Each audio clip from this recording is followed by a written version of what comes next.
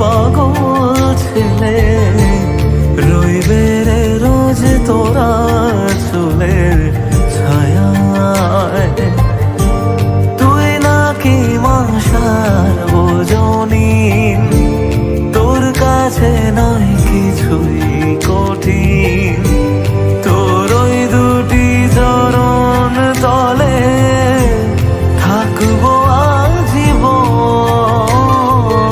শ্যামা মা তোর চরণ ধরে থাকতে দিস রে জন।